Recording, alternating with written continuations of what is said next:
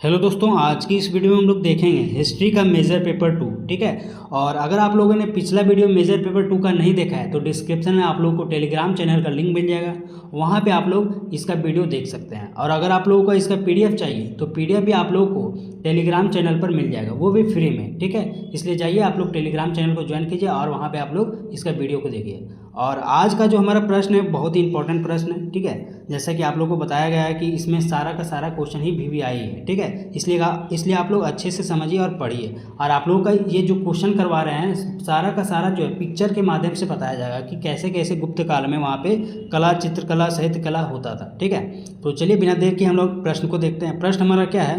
प्रश्न है, गुप्त काल में कला, स्थापत्य कला और चित्रकला और साहित्य के विकास का वर्णन करें। ठीक है, प्रश्न क्या बोल रहा है कि गुप्त काल में कला, स्थापत्य कला, चित्रकला और साहित्य का विकास जो हुआ था, ठीक है, उसका वर्णन करना है। और आप लोगों का प्रश्न इस प्रकार से भी आ सकता है कि गुप्त काल में सांस्कृतिक उपलब्धियों का वर्णन करें। क्या बोल रहा है? गुप्त काल में सांस्कृतिक जो उपलब्धि थी उसके बारे में बताना है। ठीक है, तो आप लोगों का क्वेश्चन किसी भी प्रकार से आ जाए आप लोगों को आंसर सेम लिखना है। ठीक है, तो चलिए हम लोग सबसे पहले गुप्त काल का परिचय को देखते हैं कि गुप्त काल आखिर में था क्या। ठीक है, चलिए देखते हैं। बोल रहा है कि गुप्त काल जो है ना वो कुषाण और सातवाहनों साम्राज्य के पतन के साथ ही गुप्त साम्राज्य का उदय हुआ था। क्या बोल रहा है? कुषाण और सातवाहन जो साम्राज्य था जब उसका पतन हो गया था तो उसके बाद जो है गुप्त काल का उदय हुआ। ठीक है, गुप्त काल आता है जब कुषाण और सातवाहन वंश मर जाता है। ठीक है, उसका जब मृत्यु हो जाता है, मतलब उस साम्राज्य का जब पतन हो जाता है उसके बाद ही ये जो गुप्त साम्राज्य है उसका जन्म होता है। ठीक है, चलिए अब आगे क्या बोल रहा है? भारत के इतिहास में गुप्त काल लगभग चौथी से छठी शताब्दी को भारत का स्वर्ण युग कहा जाता है। क्या बोल रहा है? भारत के इतिहास में गुप्त काल को भारत का स्वर्ण युग कहा जाता है। ठीक है, इस काल में कला, विज्ञान, साहित्य, संस्कृति के क्षेत्र में अभूतपूर्व प्रगति हुई। ठीक है, बहुत सारा इसमें प्रगति होता है। ठीक है, जिसने भारतीय सभ्यता को एक नई ऊंचाई प्रदान किया। जिससे क्या होता है? भारतीय जो सभ्यता है उसको एक नई ऊंचाई को देता है, प्रदान करता है। ठीक है, चलिए हम लोगों ने अभी देखा हम लोग गुप्त काल का परिचय। अब हम लोग देखते हैं गुप्त काल का विकास कैसे होता है। ठीक है, गुप्त काल का विकास कैसे होता है, चलिए देखते हैं। क्या बोल रहा है? गुप्त वंश का संस्थापक श्रीगुप्त थे। गुप्त वंश का संस्थापक कौन था? श्रीगुप्त था, लेकिन इसका वास्तविक संस्थापक जो है चंद्रगुप्त प्रथम था। ठीक है, इसका समय काल क्या है? 319 ईस्वी। ठीक है, उनके उत्तराधिकारी समुद्रगुप्त और चंद्रगुप्त द्वितीय विक्रमादित्य के शासन में साम्राज्य अत्यधिक विस्तृत और शक्तिशाली बना। क्या बोल रहा है? उनके उत्तराधिकारी किनके? चंद्रगुप्त प्रथम के उत्तराधिकारी कौन थे? समुद्रगुप्त और चंद्रगुप्त द्वितीय। ये चंद्रगुप्त द्वितीय के पिता कौन थे? समुद्रगुप्त। और समुद्रगुप्त के पिता कौन थे? चंद्रगुप्त प्रथम। ठीक है, और चंद्रगुप्त प्रथम के पिता कौन थे? श्रीगुप्त। ठीक है, तो चलिए देखते हैं हम लोग क्या बोल रहा है। समुद्रगुप्त और चंद्रगुप्त द्वितीय के शासनकाल में जो है साम्राज्य का काफी विस्तार होता है और ये जो साम्राज्य है बहुत ही शक्तिशाली देश बन जाता है। ठीक है, इस काल में भारत विज्ञान, गणित, ज्योतिषी, चिकित्सा, साहित्य, कला और स्थापत्य के क्षेत्रों में काफी विकास होता है। ठीक है, चलिए अब हम लोग देखते हैं गुप्त काल का कला का विकास कैसे कैसे होता है। ठीक है, चलिए पहला पॉइंट हमारा क्या है? समुद्रगुप्त और चंद्रगुप्त द्वितीय दोनों ही कला और साहित्य के महत्वपूर्ण संरक्षण थे। ठीक है, क्या बोल रहा है? समुद्रगुप्त और चंद्रगुप्त द्वितीय जो थे वो कला और साहित्य कला में काफ़ी महत्वपूर्ण योगदान देते हैं। ठीक है, समुद्रगुप्त को उनके सिक्कों पर वीणा बजाते हुए दिखाया गया है। ठीक है, क्या बोल रहा है? समुद्रगुप्त के उनके सिक्कों पर वीणा बजाते हुए वहाँ पे दिखाया गया है, जो उनकी कलात्मक रुचि और संगीत के प्रति प्रेम का प्रतीक है। ठीक है, आगे हम लोग देखते हैं।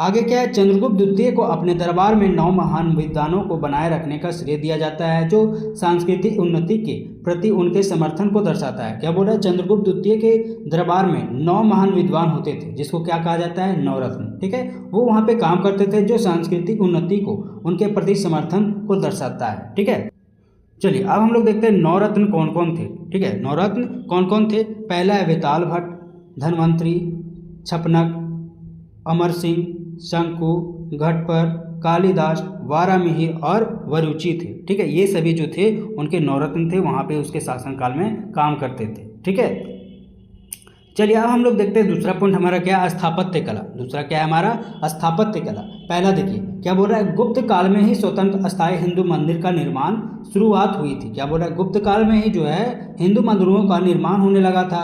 दूसरा क्या है, मंदिरों का निर्माण ऊंचे चबूतरे पर किया जाने लगा। मंदिर का जब निर्माण होता था तो ऊंचा चबूतरा पहले बनाया जाता था, उसके बाद यहाँ पे मंदिर का निर्माण होता था। ठीक है, जिन पर चढ़ने के लिए सीढ़ियाँ बनाया जाता, जिन पर चढ़ने के लिए सीढ़ी बनाया जाता था। ठीक है, चलिए अब आगे हमारा क्या है देखते हैं, तीसरा पॉइंट, मंदिरों में गर्भगृह जहाँ मुख्य देवता का मूर्ति जो स्थापित होता था। ठीक है, और उनके सामने जो है मंडप यानी प्रवेश द्वार या हॉल का समावेश शुरू होता था। ठीक है, उसके मंदिर के सामने जब उसके सीढ़ी चढ़ाई करते समय वहाँ पे जो है प्रवेश द्वार यानी हॉल बनाया जाता था। ठीक है, प्रारंभिक मंदिरों की छतें जो है सपाट होती थी।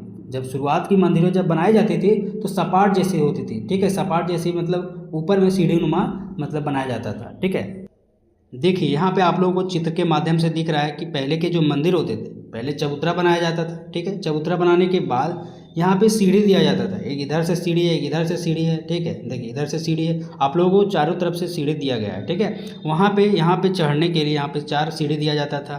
ठीक है, मंदिर के ऊपर जो है पहले देखिए यहाँ सीढ़ी नुमा जो आकृति दिया जाता था और इसके अंदर जो है भगवान विष्णु का मूर्ति स्थापित होता था। ठीक है, तो यहाँ पे आप लोगों को चित्र के माध्यम से पता चल गया कि पहले के जो मंदिर होते थे, ये जो मंदिर है इसका नाम है देवगढ़ का मंदिर। ठीक है, देवगढ़ का मंदिर है ये। देखिए आप लोगों को यहाँ बताए थे, देखिए इसके बारे में क्या क्या बताए थे। मंदिरों का निर्माण जो चबूतरा के ऊपर बनाया जाता था, इस पर चढ़ने के लिए सीढ़ी बनाया जाता था। ठीक है, और मंदिर के गर्भगृह पे क्या होता था, उसके सामने जो है मंडप बनाया जाता था। ठीक है, मंडप यानी प्रवेश द्वार बनाया जाता था। और प्रारंभिक मंदिरों की छतें जो होती थी सपाट होती थी। देखिए सपाट इसी को कहा जाता है, इस तरह की आकृति को सपाट कहा जाता है। ठीक है, तो आप लोगों को चित्र के माध्यम से समझ में आ गया होगा कि किस प्रकार की पहले मंदिर होती थी। चलिए अब हम लोग देखते हैं आगे क्या है।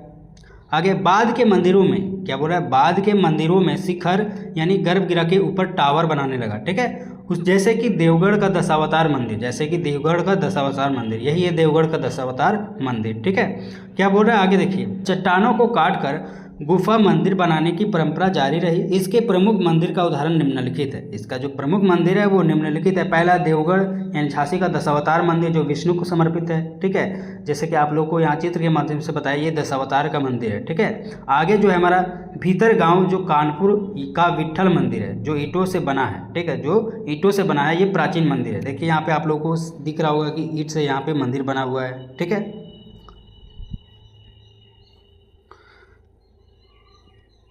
ये जो मंदिर है विष्णु का है। ठीक है,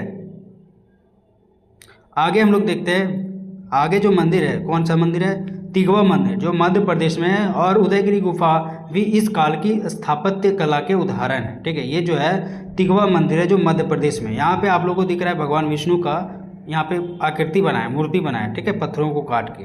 ठीक है, तो ये जो है तिगवा मंदिर है। कौन सा मंदिर है, तिगवा मंदिर जो मध्य प्रदेश में है। चलिए अब हम लोग आगे देखते हैं, आगे क्या है, चित्रकला। ठीक है, चित्रकला क्या है, चलिए देखते हैं।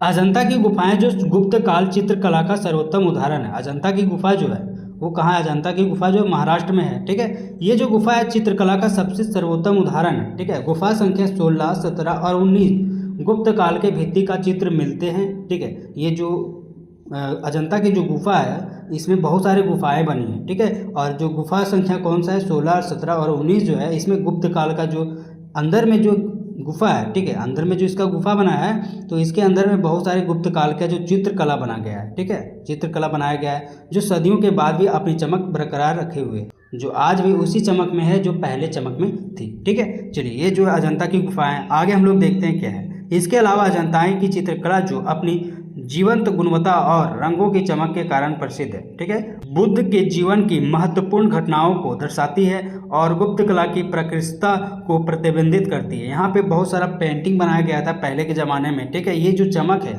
अभी भी उसी प्रकार बरकरार है जो पहले के समय था। ठीक है, ये जो है गुप्त काल के समय बनाया गया था। ये सब जो आप लोगों को पेंटिंग दिख रहा है गुप्त काल के समय बनाया गया था। ठीक है, पत्थरों पर। ठीक है, पत्थरों को काट के यहाँ पे चित्रकला जो बनाया गया था। ठीक है, आगे देखिए हमारा क्या है, बाघ की गुफाएं जो मध्य प्रदेश की बाघ की गुफाओं में भी चित्र जो है गुप्त काल से संबंधित है। बाघ की गुफा ये रहा, आप लोग को देखिए दिख रहा है यहाँ पे बाघ की गुफा है। ठीक है, ये जो है बाघ की गुफा है, ये जो पत्थरों को काट के यहाँ पे गुफा बनाया गया था।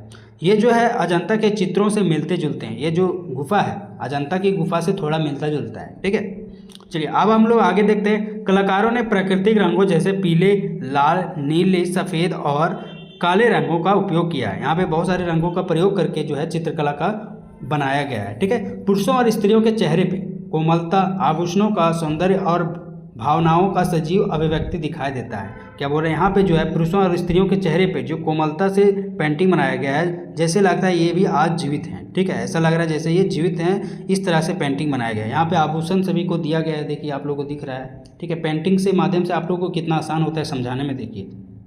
ठीक है, इधर जो है पत्थरों को काट के बुद्ध की प्रतिमाएं बनाई गई है। ठीक है, इधर लेडीज़ लोगों का जो है मूर्ति बनाया गया है। ठीक है, चलिए अब हम लोग देखते हैं आगे क्या है। आगे है धातु कला।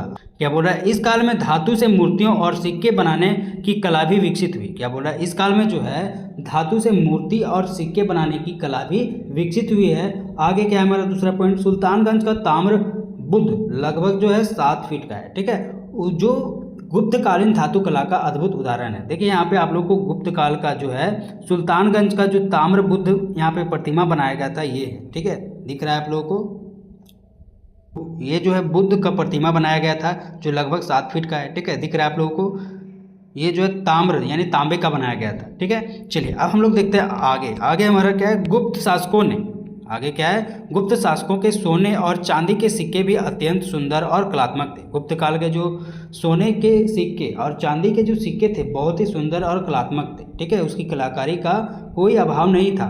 क्या आगे, दिल्ली का लोह स्तंभ जो आयरन पिलर इंग्लिश में बोला जाता है। ठीक है, गुप्त काल की धातु कला का जीवंत उदाहरण है जो आज भी जो बिना जंग लगे खड़ा है। देखिए यहाँ पे आप लोगों को दिख रहा है लोह स्तंभ। ठीक है, जो दिल्ली के कुतुब मीनार के बगल में स्थित है। ये जो है पहले के ज़माने में जिस प्रकार से बनाया गया था अभी भी उसी प्रकार में बरकरार है, इसमें अभी तक कोई जंग भी नहीं लगा है। ठीक है, तो पहले के ज़माने में जो लोहे होते थे बहुत ही अच्छे होते थे। ठीक है, अच्छे गुण वाले धातु होते थे।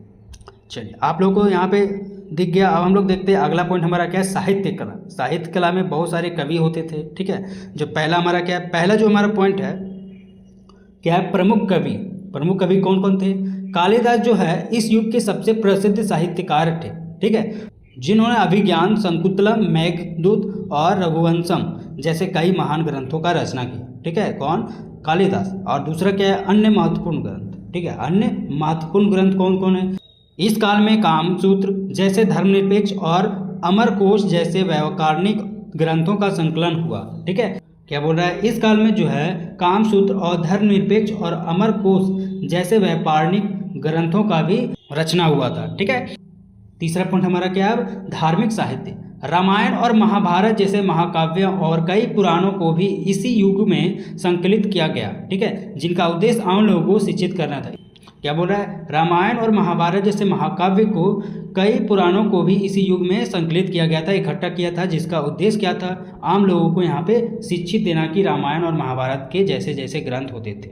ठीक है, अगला पॉइंट है हमारा अन्य लेखक। ठीक है, अन्य लेखक कौन है, भास द्वारा रचित 13 नाटक और क्षुद्रक की रचनाएं जैसे मृच्छकटिकम भी इसी काल की है। ठीक है, भास द्वारा रचित जो है 13 नाटक था। ठीक है, और क्षुद्रक की रचनाएं होती थी जो इसी काल में है। कौन काल में, गुप्त काल में। ठीक है, चलिए आगे हम लोग देखते हैं विज्ञान का विकास। इसमें जो है विज्ञान का भी विकास होता है। ठीक है, चलिए देखते हैं।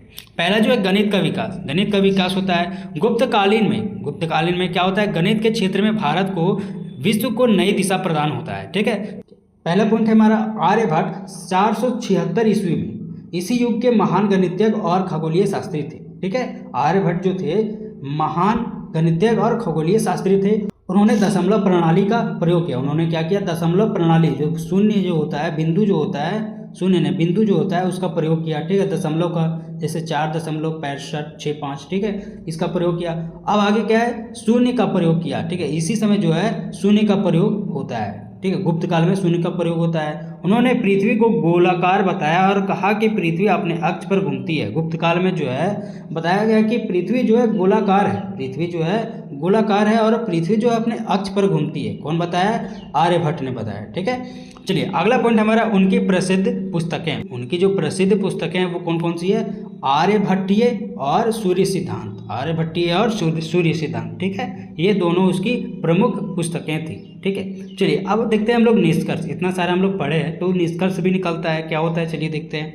गुप्त काल भारतीय संस्कृति का स्वर्ण युग था। गुप्त काल जो है भारतीय संस्कृति का जो स्वर्ण युग था। ठीक है, स्वर्ण युग कहलाया। इस काल की कला, स्थापत्य कला, साहित्य और मूर्ति ने भारत को विश्व में विशिष्ट पहचान दी। ठीक है, जो वहाँ पे कला होता था, यानी पत्थरों को काट कर मूर्तियाँ बनाया जाता था, बड़े बड़े चट्टानों को काट कर वहाँ पे गुफाएं बनाई जाती थी। ठीक है, जैसे कि अजंता की गुफाएं हो गई, ठीक है, बाघ की गुफाएं हो गई, ये सब जो है उसको विशिष्ट पहचान दिया गया। ठीक है, गुप्तकालीन रचनाएं आज भी भारतीय संस्कृति को गौरवपूर्ण धरोहर मानी जाती है। जो गुप्त काल की रचनाएं हैं आज भी भारतीय संस्कृति को जो है गौरवपूर्ण धरोहर माना जाता है। ठीक है, तो यहाँ पे आप लोगों का वीडियो समाप्त होता है। अगर आप लोग इस चैनल पर नए हैं तो सब्सक्राइब कर लीजिएगा और साथ ही अपने दोस्तों के साथ शेयर कीजिएगा। ठीक है, और अगर आप लोग इसका PDF चाहते हैं तो टेलीग्राम चैनल ज्वाइन कर लीजिए, वहाँ पे आप लोगों का इसका PDF भी मिल जाएगा फ्री में। ठीक है, मिलता है नेक्स्ट वीडियो में, तब तक के लिए जय हिंद।